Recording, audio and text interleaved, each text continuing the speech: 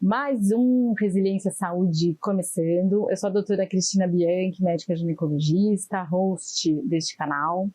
Hoje eu estou aqui com um grande médico e grande amigo, Dr. Luiz, que foi meu colega de turma lá na Faculdade de Medicina da USP. Ele fez residência médica em ginecologia e obstetrícia no Hospital das Clínicas aqui de São Paulo, que é da Faculdade de Medicina da USP, e especialização em reprodução humana no Hospital Sírio-Libanês.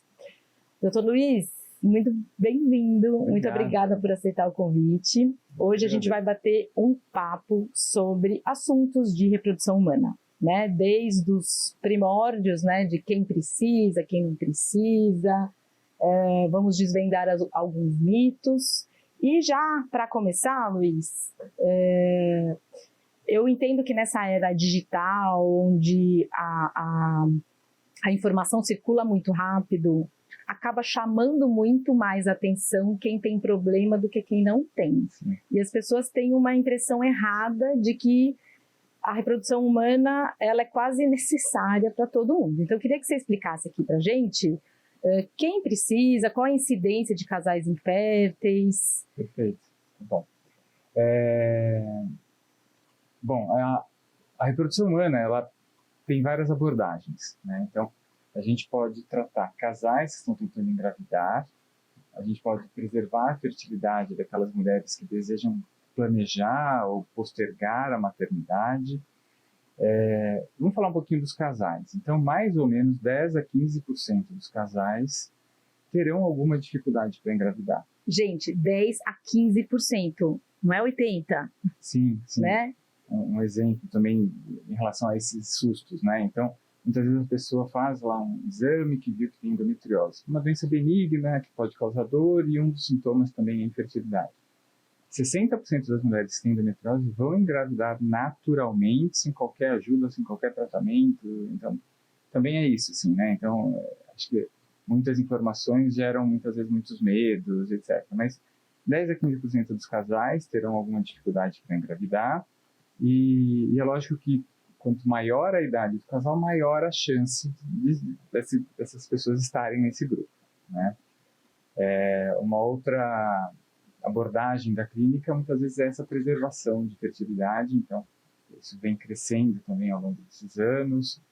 Hoje em dia, praticamente 30% a 40% do movimento da clínica são pessoas que estão planejando, né, congelando seus óvulos para poder preservar a fertilidade e ter mais opções no futuro, de gestação com óvulos próprios, etc. Então, vou aproveitar que você entrou no assunto de preservação de fertilidade, porque assim, eu sou ginecologista geral, eu atendo o público de mulheres em geral, então eu percebi, já estou aí, esse ano faz 16 anos, Luiz, veja bem, que eu tenho consultório e eu tenho percebido não um movimento, mas uma característica dessa geração de mulheres que tem entre 30 e 40, de muitas vezes protelarem a gravidez e muitas vezes a troco de o apartamento que comprou na planta, ou quer crescer na carreira, ou está mudando de emprego, ou terminou um relacionamento, ou não tem um relacionamento. Enfim, muitas questões aí poluindo a mente dessa mulher e que ela então se desespera porque o tic-tac do relógio não para e aí, muitas vezes se vê ali com 35 anos sem parceiro, sem perspectiva de uma gravidez, ou muitas vezes até com parceiro, com perspectiva, mas com o desejo de não ter filhos neste momento. Então, eu queria que você explicasse para a gente, primeiro, qual é a melhor idade para a gente pensar nisso, como é o procedimento, quanto tempo dura, se é muito caro. Vamos lá. Concordo com você, né? Eu frequentemente atendo casais que pretendem congelar, né? Estão formados já, estão há muitos anos, e ela quer ter um filho aos 40 e poucos anos, porque estão nesse processo de conquistar muitas coisas. Muitas vezes eu falo, olha, teus pais te tiveram com condições muito piores do que você tem para oferecer, né, para os seus filhos hoje. Assim, acho que vocês estão prontos para ter filho, né? Mas não existe todo esse planejamento, esse desejo, e a medicina reprodutiva pode proporcionar isso. A gente não consegue garantir sucesso, isso é sempre um alerta que a gente tem que dar, né? As taxas não são de 100%, vou falar um pouquinho sobre isso, mas eu concordo com você, existe muita gente pronta para ter filho, mas né, as prioridades acabam sendo diferentes. Não, o pior é Não que a tem gente certo que é ou pai, errado. a gente escuta, gente, eu sou pai, dá uma angústia, eu sou mãe de 2, eu tive meu primeiro com 32 para 33, o Luiz é pai de 2 meninos também, e cara, a gente tá aqui, né? A gente viveu a nossa vida com filho, assim, o filho muda coisas na nossa vida, claro que muda, né? Assim, abre uma aba ali a mais de preocupação, de gasto, tudo, claro que abre. Mas a nossa vida não para, né? Eu tento falar muito isso para as pacientes, assim, cara, é melhor você correr esse risco agora do que correr com 40, porque às vezes com 40 você vai ter um emprego que se você perder, você não se recoloca mais, né? E aí, assim, às vezes eu consigo entrar num lugar, não persuadir, mas fazer entender que, por que não agora, entendeu? Sim. Mas vamos continuar. Vai ter um momento, né? Nunca vai ter um momento tudo pronto. Né? Amiga, se você acha que você vai acordar um dia e falar, nossa, eu quero muito ser mãe hoje, isso não vai acontecer. Quanto mais velha a gente fica, mais impaciente, mais cheio de boleto, mais cheio de preocupação, mais cheio de pratinho, e aí é que a gente não encontra esse espaço pro filho, né? Eu acho que a vida muda, mas acho que muda para melhor. Também apesar de todas as dificuldades, dá mais sentido à vida, né? Hoje, você comentou, hoje eu não trabalho mais ligado ao Sírio Libanês, hoje a gente tem uma clínica que se chama Originário, que fica aqui em Tembibi, e lá chama Vidas e Sonhos, né? Assim, Originário, do layout é Vidas e Sonhos. Porque justamente isso, assim, acho que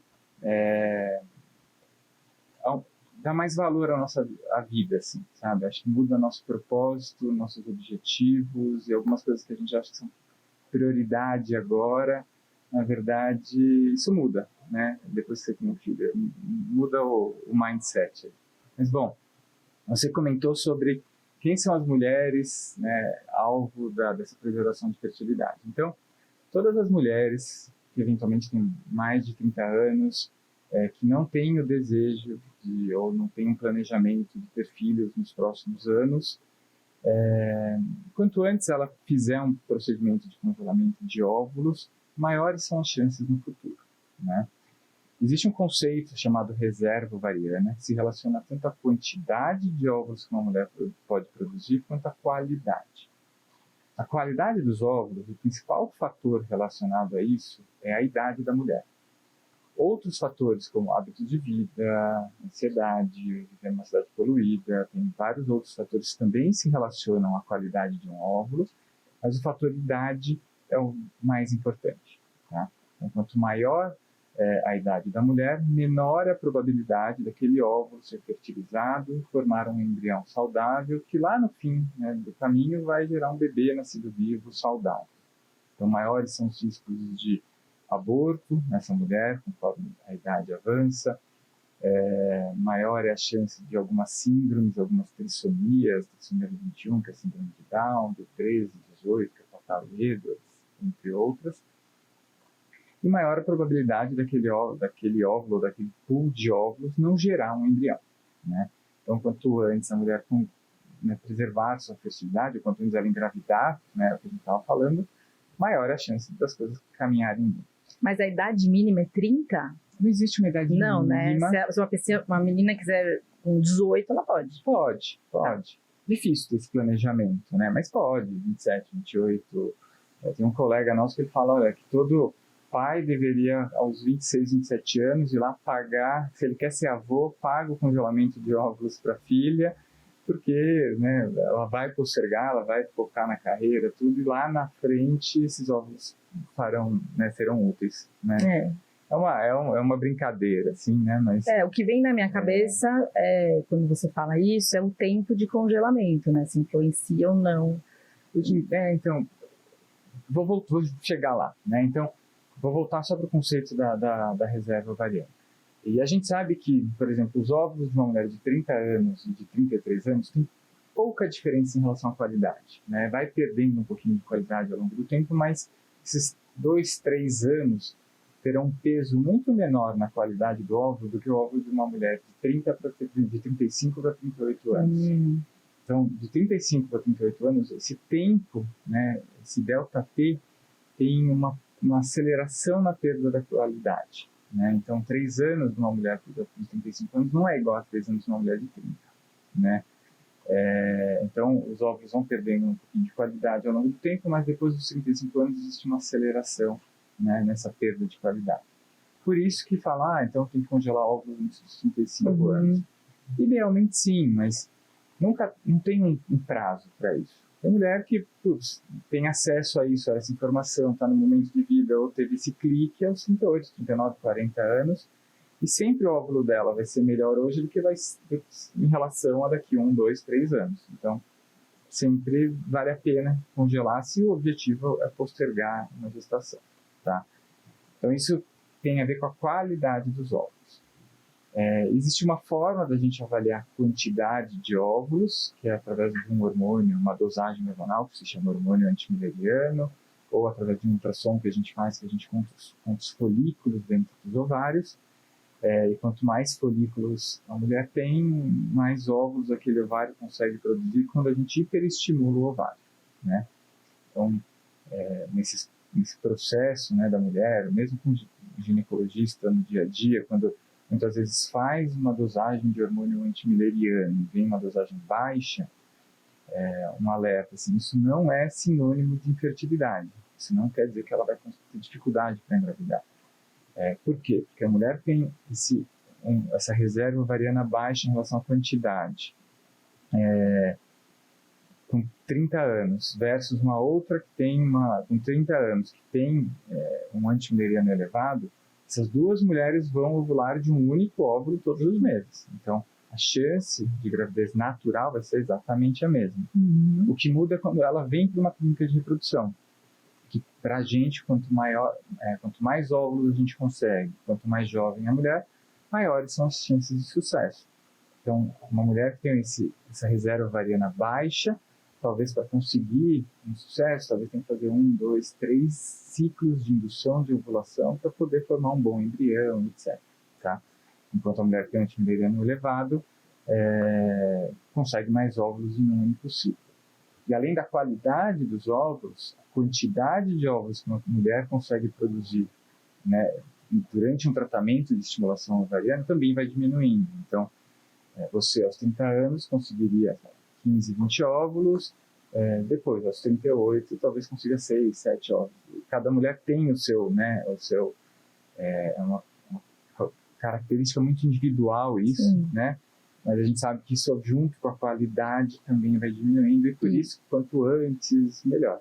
E aí nesse assunto, só para a gente não perder, existe um número mínimo que você fala, não, a gente tem que ter 5, para depois ter chance de descongelar esses óvulos sobreviverem e ter alguma chance de ter um embrião lá na frente? Qual é esse número mínimo?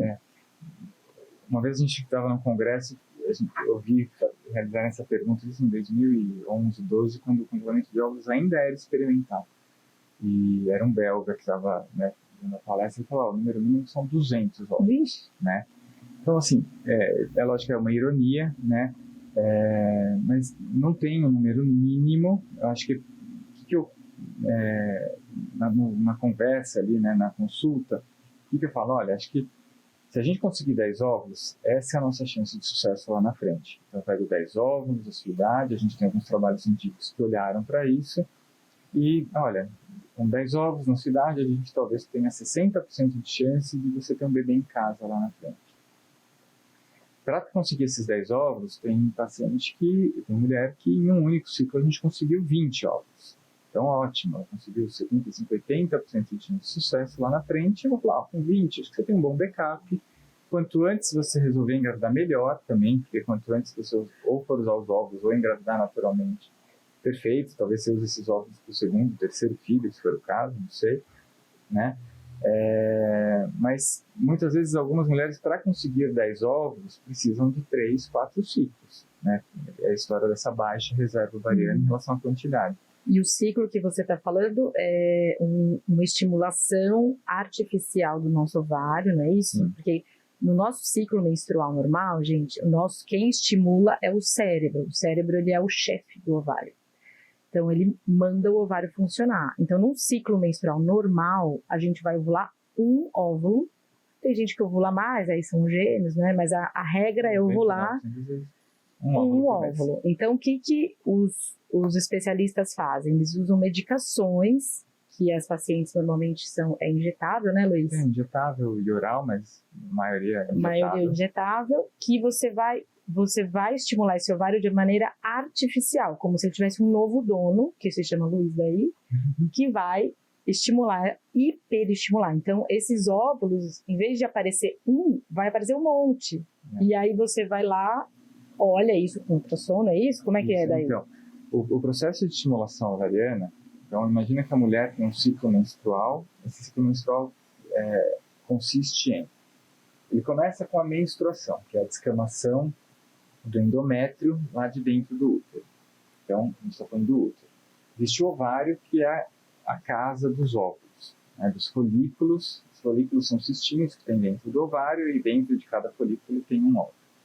Todos os meses, as mulheres, e daí depende um pouco dessa história de reserva ovariana, elas têm disponíveis, às vezes, 10 folículos ou 10 óvulos, tem 15 folículos ou 15 óvulos, e ela naturalmente aproveita apenas um, e os outros 14 são descartados. Durante o processo de indução de ovulação, então a mulher menstrua, naturalmente ela teria um folículo que cresceria, para dali 14 dias ela ovular desse um óvulo. O que a gente faz é tentar pegar os outros 13, né, se ela tem 15, os outros 14 folículos que seriam descartados, e a gente dá injeções diárias, uma injeção subcutânea que ela mesma aplica em casa, que vai fazer com que todos esses folículos se desenvolvam. E a gente, durante esses 10, 12 dias de acompanhamento, ela usa então esses 10, 12 dias de injeções, ela vem para a clínica umas 3 vezes para a gente fazer um controle ultrassonográfico, entender como que o ovário dela está respondendo às medicações. E daí chega um determinado momento que a gente vê que esses folículos estão prontos, a gente desencadeia uma ovulação artificial, de forma artificial, e ela é submetida a uma sedação, na qual a gente, com um ultrassom transvaginal e uma agulha, durante uns 15 minutos, é o tempo que leva o procedimento, a gente aspira o líquido desses folículos e junto vem esses óvulos. Então, nesse dia, a gente sabe quantos óvulos a gente conseguiu recuperar daquele ovário. Então, um conceito interessante a gente não está gastando óvulos, seriam óvulos que o próprio corpo iria descartar, né? A gente só está tentando aproveitar um pouco mais os óvulos que seriam descartados, né? Então, esse é um ciclo. Quando eu falo a mulher vai fazer 1, 2 ou 3 ciclos, então um ciclo seria isso, assim, da menstruação até a coleta de óvulos, mais ou menos 14 dias, em que ela vai lá me ver umas 2, 3 vezes, mais a coleta de óvulos. A vida dela funciona normal durante esse período, né? Ela vai trabalhar, vai fazer as coisas, talvez vai ter um período de 10 dias mais ou menos, ela só vai evitar atividade física com impacto, vai pegar um pouquinho mais leve, a barriga, dependendo da resposta, vai inchar um pouquinho, tem gente que fica um pouquinho mais ansiosa, pode dar um pouco de dor de cabeça, tem gente que lida muito bem, mas também talvez tenha um pouco da culpa dos hormônios, talvez tenha um pouco da culpa da expectativa, da ansiedade, do gasto que isso tem financeiro, psicológico, emocional, tudo junto. Acho que principalmente, né, para a mulher que está no bico do corvo, né? De idade, estou falando. Sim, imagino tanto de expectativa, de angústia que essa mulher não tem para chegar nisso, às vezes mais velha também, né? Sim. Com 38, 39, tadinhos. E eu imagino que não é uma decisão fácil, não é você quebrar a sua rotina ali para falar, putz, deixa eu parar aqui, vou deixar de fazer talvez uma viagem, né? Infelizmente, muitas pessoas não têm acesso, porque não é um tratamento barato, tem custo com medicação, os planos de saúde não dão cobertura, né, para esse tipo de tratamento. Algumas empresas hoje sim, né, como um benefício, dão tratamentos, então principalmente as empresas de tecnologia acabam subsidiando esse tipo de tratamento. Isso é legal, né, como um benefício, então uma coisa legal para ver, às vezes, onde você vai procurar um emprego. É um benefício que vale a pena olhar. Tá, aí a gente coletou. Tá bom. E aí, o que acontece com esses óvulos? Então, Esses óvulos ficam congelados em nitrogênio líquido, e daí você falou, número mínimo de óvulos, né? Então, a gente vai fazer um ciclo e muitas vezes a gente fala, olha, a gente conseguiu esses óvulos te dão essa probabilidade no futuro. Lógico que vai depender do sêmen do seu parceiro, etc, tal, mas, de modo geral, é esse número. Você está ok com esse número, né? Se a gente conseguir fazer mais um ciclo, esse número passa disso para isso. Então, é uma decisão que a gente toma junto ali, a gente pesa o quanto isso foi desconfortável para ela, o quanto isso pesou financeiramente, o quanto ela está disposta a falar, não, putz, acho que cabe a gente aumentar um pouquinho essa probabilidade. Então, faz parte de um planejamento, tá? Então, ter mais de 10 óvulos é legal? Sim, talvez 12 a 15 óvulos é um número que gera algum conforto, uma alta expectativa lá na frente, mas depende um pouco da idade em que a mulher está fazendo isso. Tá. E aí a pessoa que fez esse tratamento, ela só, né, para nós é óbvio, mas talvez para quem está assistindo a gente não é, ela vai ter que fazer uma fertilização in vitro para poder engravidar, então, né? Sim, esses óvulos, né, então uma mulher que aos 33, 34 anos congela os óvulos. Então, o que pode acontecer com esses óvulos no futuro?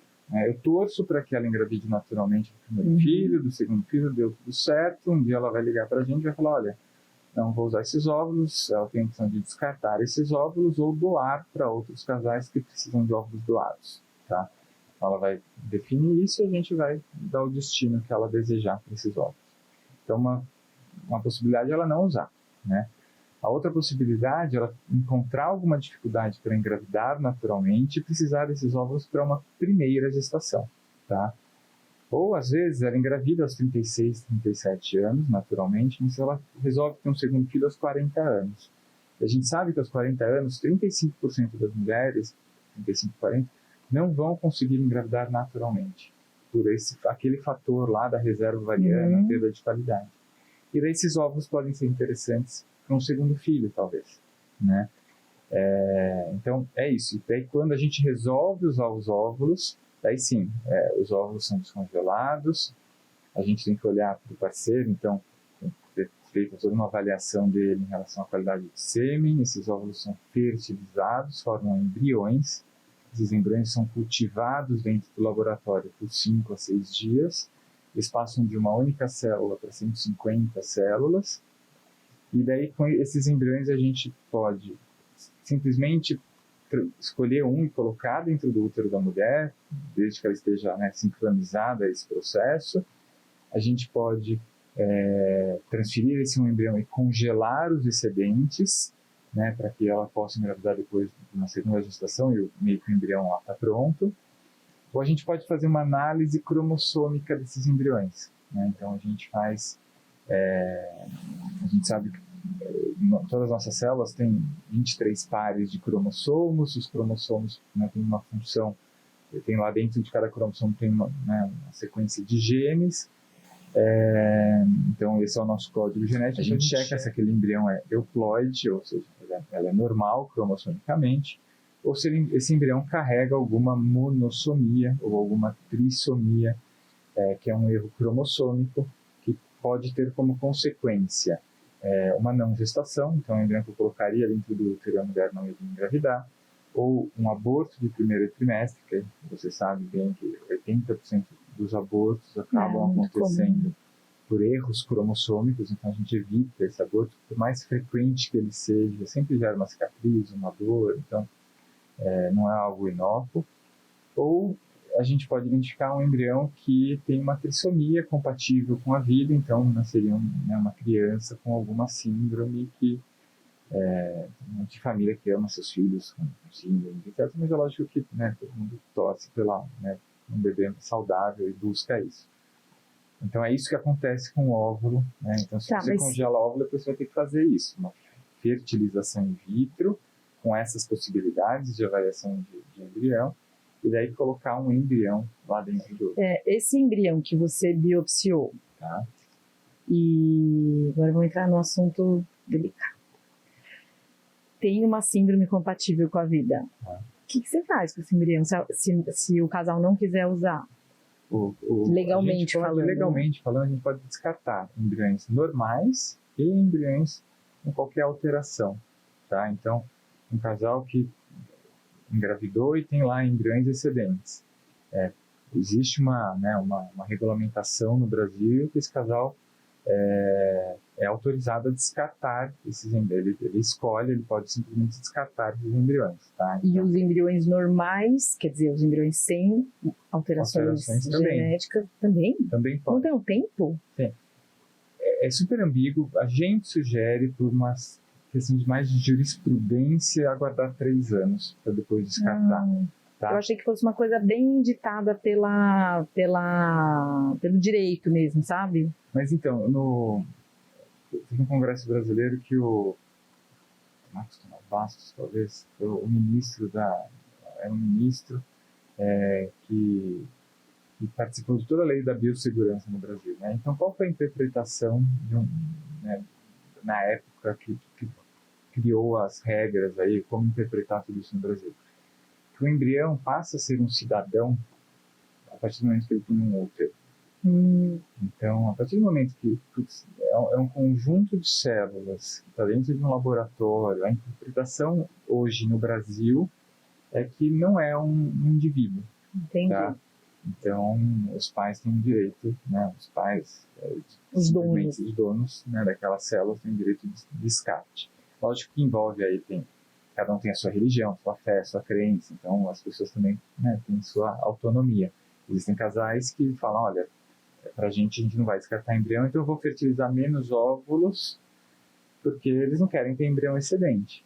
Lógico que isso talvez aumente custo, talvez, porque talvez se fertilizou 3 ovos, talvez não forme um embrião que a gente quer. Vai ter sempre uma perda nisso, que a gente chama de um funil. Mas tem alternativas, né? Então, se você quiser, dá para fertilizar um óvulo por vez e ver se forma um embrião para... Né? Então, tecnicamente é possível. E o sexo? Quando a gente faz aquela análise genética do embrião, a gente acaba, como efeito colateral, sabendo se o embrião é XX ou XY, a gente sabe o sexo do embrião.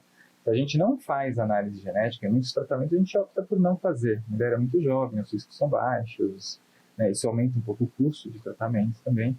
Então a gente não tem como saber. Então tem muitas transferências de embrião que a gente faz que a gente não sabe o sexo. Quando faz essa análise genética, a gente sabe o sexo.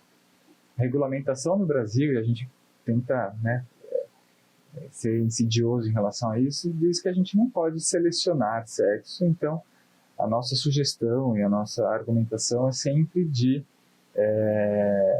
transferir aquele embrião que oferece maior chance de gravidez. Então,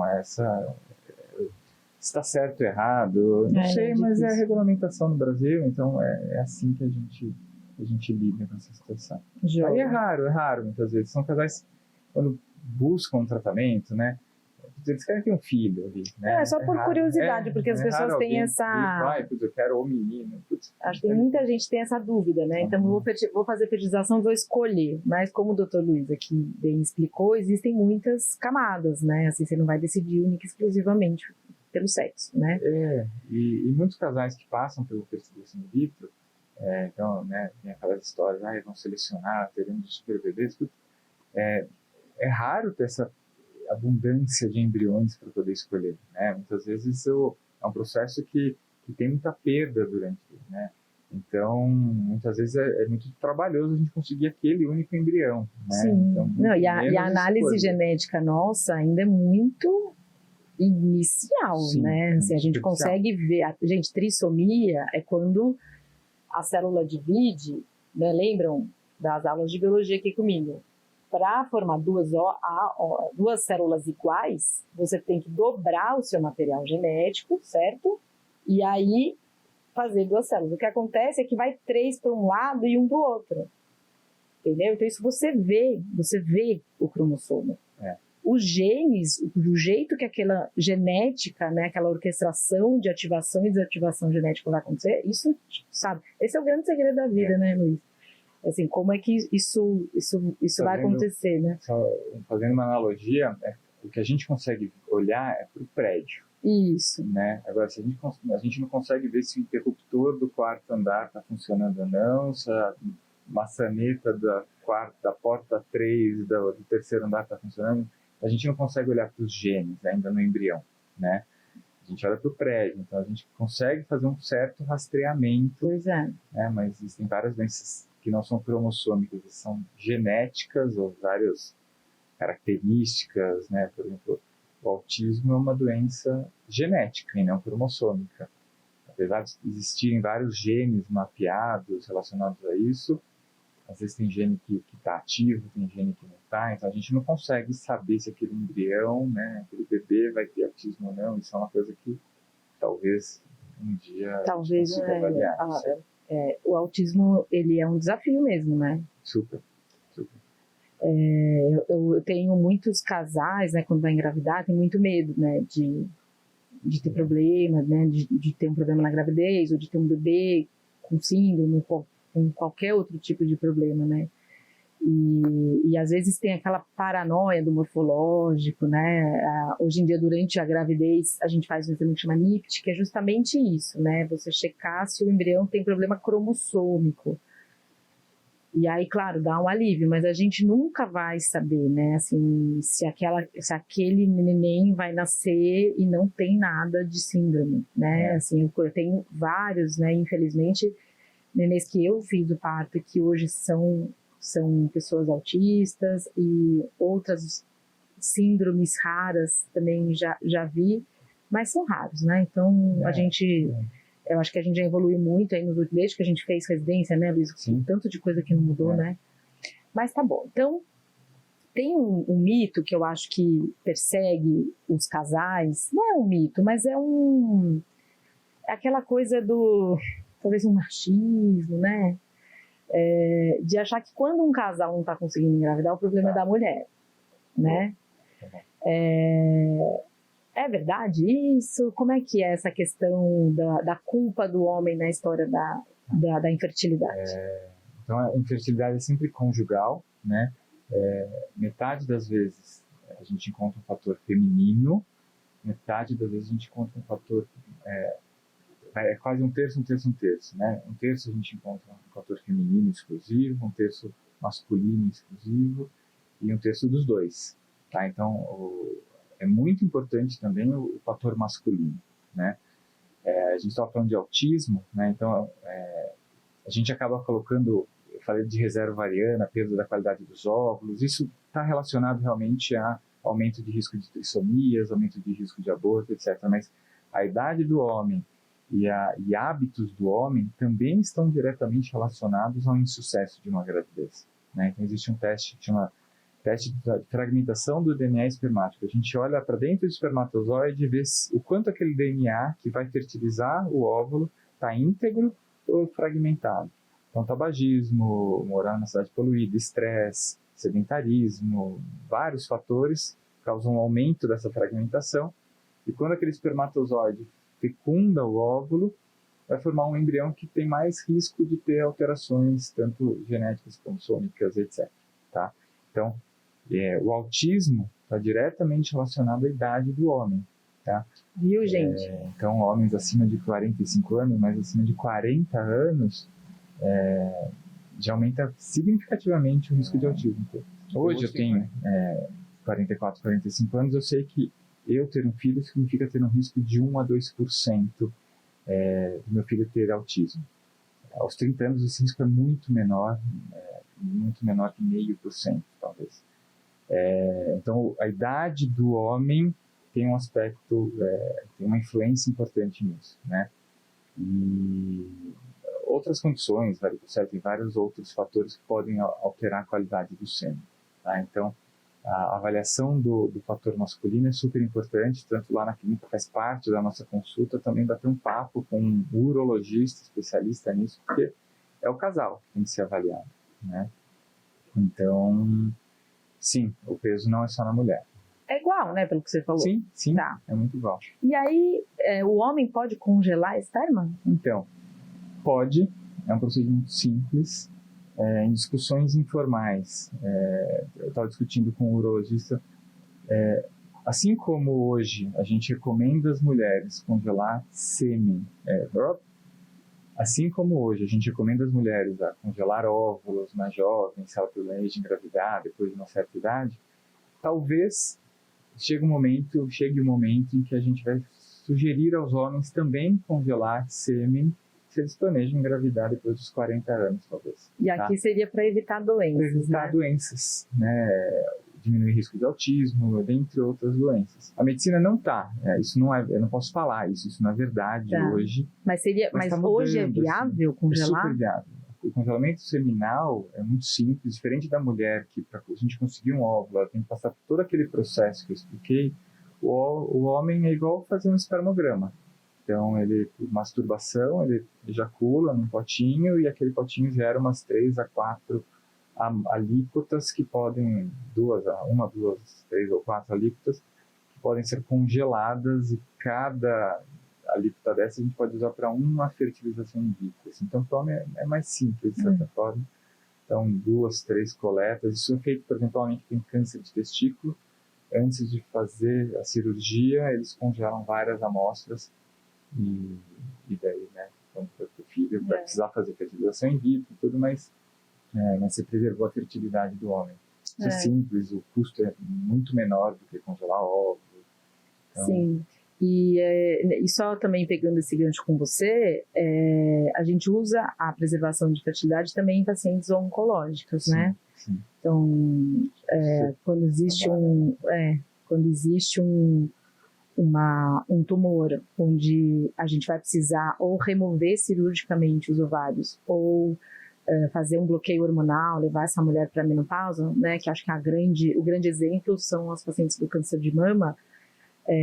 Nem sempre é possível, porque depende do estágio, né, do câncer, né, porque você vai ter que estimular, então você perde um mês, né, de possibilidade de entrar com tratamento precoce, mas para quem pode, se ninguém te avisou sobre isso, pergunte, vá atrás, tá? Porque a gente sabe que a realidade, muitas vezes a preservação não é oferecida para aquela mulher jovem que não tem filhos e que vai ser submetida a um bloqueio hormonal.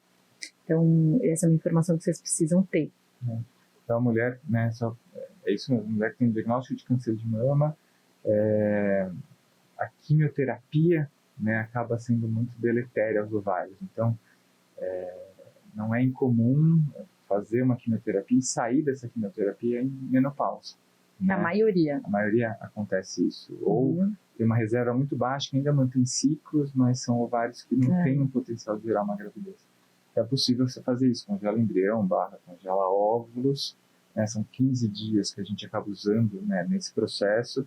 É lógico que precisa ser conversado com o oncologista para não postergar o início de algum tratamento, etc. Mas na prática, pelo menos no Brasil, muitas vezes existe esse tempo. Aqui é muita coisa para assimilar, né, também para a mulher, né? Fazer um diagnóstico, você já repensa toda a sua vida, ainda você tem que pensar em planejar ter filho. Mas alguns estudos, não conheço nenhum no Brasil, mostram que as mulheres que pensaram na preservação de fertilidade tiveram até mais força para passar por todo o processo do tratamento, porque tinha esperança lá na frente também, sabe? Então é legal, é interessante isso. Assim. Eu já atendi pacientes que perderam a oportunidade porque não foi oferecido, né? Eu acho que o maior erro, né, de conduta é essa mulher não poder decidir se ela quer, né? E acesso não só à informação, mas ao serviço, né? Então, isso é uma coisa importante. E aí vamos supor que essa mulher que teve o câncer de mama, fez o tratamento, curou. Só que ela não voltou, ela menopausou e hoje é uma mulher que tem 40 anos, ela consegue engravidar, e isso eu vou extrapolar não só essa mulher do câncer, mas uma mulher que entrou numa menopausa precoce, ou a mulher que chegou para você com 49 já meio menopausada, essa mulher consegue engravidar? De que maneira que rola isso? Legal, até uma informação que a gente poderia ter falado antes. Então, a gente sabe que todo esse efeito do tempo em relação à qualidade do óvulo acontece para o ovário, né? A partir do momento que eu tenho um embrião, por exemplo, congelado hoje, eu coloco no útero dessa mulher aos 30 anos, esse embrião vai oferecer 70% de chance de gerar uma gravidez. Então, imagina que esse embrião ficou congelado 10 anos e a mulher entrou na menopausa. Assim, a gente consegue, então o útero ele não perde qualidade ao longo do tempo. A não ser que alguma doença nova surja no útero dessa mulher, né? A gente sabe que tem mioma, você de miomas, pólipos, processos inflamatórios, algumas coisas podem acontecer, mas é relativamente, a maior parte das mulheres não vão ter nenhuma doença uterina ao longo da sua vida. Então, o útero ele não perde qualidade ao longo do tempo. Então, mesmo uma mulher menopausada, a gente consegue simular um ciclo hormonal para aquele útero, e esse embrião vai oferecer a mesma taxa de sucesso, os mesmos 70%, ou com 30 anos, ou com 40 anos, ou com 50 anos. Tá? Então, preservar a fertilidade é isso. Assim, a gente preserva o potencial reprodutivo daquela célula que perde qualidade ao longo do tempo, justamente por isso, porque o útero, que é onde o embrião tem que implantar, ele não vai perder essa qualidade ao longo do tempo. Então, você pode escolher, né? Você tem um pouco essa alternativa. Tá, mas vamos supor que ela não fez esse embrião. Tá. Ela chegou para você e falou, doutora, não tem nada. Tá bom. E eu gostaria de gestar, né? De ser mãe via gestação, via fertilização in vitro. O que você oferece para essa mulher? Então, essa mulher tem como alternativa receber óvulos doados, né? Aqui no Brasil existem algumas regras para essa doação. Então, a mulher, a gente chama de o casal é um receptor, o casal ou a mulher, né? Um receptor de óvulos. A ovodoação no Brasil, ela tem que ser anônima, né? Então, geralmente, essa mulher recebe óvulos de uma mulher que ela não sabe quem é, ela tem acesso a algumas características, então a gente busca uma compatibilidade fenotípica, o tipo sanguíneo equivalente, etc. Então ela pode receber óvulos de uma mulher anônima, ou há uns 2 anos também mudou a regulamentação, ela pode receber óvulos de algum parente de até 4º grau. Tá? É um tratamento que é muito raro a gente fazer na prática clínica. Assim, a maior parte dos casais preferem não dividir tudo isso com a família, muitas vezes receber óvulos de forma anônima, mesmo porque é complexo, né? Acho que está tudo muito bem combinado lá numa família. Bom, então a ovodação, essa mulher já menopausada, ou que os óvulos não têm qualidade, muitas vezes ela já passou por tratamentos e teve um insucesso, ela vai para o caminho de óvulos doados. Então, esses óvulos podem estar num banco de óvulos, ou esses óvulos vêm de mulheres que precisam fazer fertilização in vitro, muitas vezes, mas não tem condição financeira para isso, então elas doam parte dos seus óvulos para uma receptora, e o dinheiro que essa receptora pagou para a clínica subsidia o tratamento dessa mulher. Olha que legal. Então, é uma relação de troca, assim, de ganha-ganha, né? Então, os óvulos que ela recebe, no fim, está ajudando o sonho de um outro casal, de uma outra pessoa, né? E é um tratamento cada vez mais comum, porque as pessoas postergam, né, a maternidade por N fatores profissionais, pessoais, sociais, etc., questões de saúde. Então, hoje uma clínica, uma parte relativamente significativa dos tratamentos envolvem óvulos doados. Ô Luiz, e eu acho que não tem como a gente falar sobre reprodução humana e não falar sobre as novas famílias, né? Sobre casais homoafetivos, sobre mães que querem ser mãe solo, e eu imagino que de uns anos para cá isso tenha crescido bastante na sua clínica, né? No meu consultório cresceu, né? Eu tenho muitas pacientes que eu atendo os casais, né? As 2 meninas. Como que é o processo de reprodução para essas famílias de homossexuais, não, né? Casal homoafetivo de masculino, feminino e da produção independente. Então, o Brasil, primeira coisa, acho que a tecnologia em medicina reprodutiva evoluiu muito nesses últimos 15, 20 anos. Não sei se você já assistiu, tem um filme chamado Joy, que acho que é um dos filmes, conta a história do início da reprodução humana, quanto isso não era aceito na década de 70. Os médicos que pesquisavam isso eram... Uma heresia! Total. E o quanto isso mudou e hoje em dia dá oportunidade, dá acesso, né, para milhões de pessoas aí ao longo do mundo. Então, ao redor do mundo. E a técnica foi melhorando, a tecnologia, etc. Então, isso abriu espaço para tratamentos para esse público também, né, para essas pessoas. E essas pessoas também puderam, né, acho que culturalmente a sociedade mudou, essas pessoas estão, né, podendo ter mais voz, mais força e indo atrás dos seus sonhos. Isso é muito, muito legal. Bom, então, e o Brasil é muito maduro em relação a isso, então é tudo muito bem pensado e regulamentado, né? Então, uma mulher, por exemplo, que deseja ter uma produção independente, né? Então ela tem óvulos, que podem ser óvulos dela, dependendo da idade, da reserva ovariana dela, ou eventualmente ela pode pegar óvulos doados, né, de uma outra doadora que a gente conversou, que pode ser anônima ou da família. Ela vai precisar de uma amostra de sêmen, né, que existem bancos de sêmen no Brasil, em que ela pode adquirir essa amostra, então é um pouco até comercial, parece que entra no site, seleciona lá filtros, vê características. Muitas amostras têm análises, informações genéticas também, pela história de doenças, genes, etc. Ela compra essa amostra, então a gente trabalha muito com bancos americanos, nos Estados Unidos, porque lá existe né, a pessoa pode doar sêmen e receber dinheiro por isso, aqui no Brasil não, então lá tem muito mais oferta, você tem mais opções, mais testes, então, de modo geral, são amostras que trazem mais informação e às vezes até resultados melhores, né?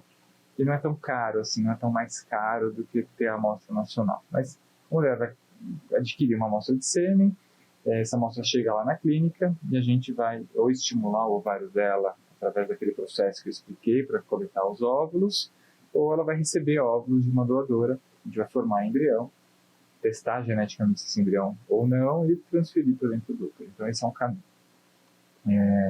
Se são duas mulheres também, o processo é muito semelhante, podendo eventualmente a gente extrair óvulos de uma parceira e formar embrião e colocar no útero da outra parceira, né?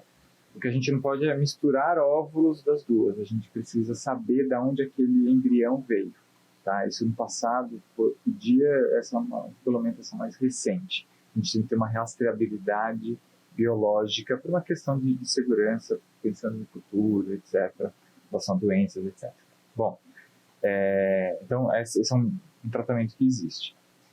Existem homens, né, então casais homoafetivo masculino, que eles vão precisar de óvulo doado, um deles vai oferecer a amostra seminal, né, deles, a gente vai pegar esse óvulo doado, que pode ser um parente de até 4º grau ou uma doação anônima, vai fertilizar com o sêmen de um deles e a gente vai precisar de um útero de substituição. No Brasil também, essa pessoa pode ser um familiar de até 4º grau, ou pode ser uma pessoa próxima a eles que tope ajudá-los e participar desse processo. No Brasil não pode ter uma remuneração em relação a isso, tá? Então são pessoas que... E se a gente for fazer esse tipo de tratamento, a gente precisa de uma avaliação psicológica de todos os envolvidos, precisa explicar para o CRM o que está acontecendo, o CRM vai avaliar, e vai autorizar ou não a gente seguir com esse tratamento. É um processo que leva um certo tempo, às vezes alguns meses até, o CRM avaliar, a gente ter todos os laudos, entender que aquilo é uma relação saudável, tá? E daí a gente forma o embrião e coloca no útero, né, dessa pessoa, desse útero de substituição. E então tudo isso é muito bem organizado, estabelecido, pensado com as regras do Conselho Federal de Medicina, as leis no Brasil. Isso que você chama de útero de substituição é o que as pessoas denominam barriga solidária, né? Aluguel solidário, que no Brasil não pode ser aluguel porque não pode ter. Não pode pagar, o que mais solidária, né? Entendi.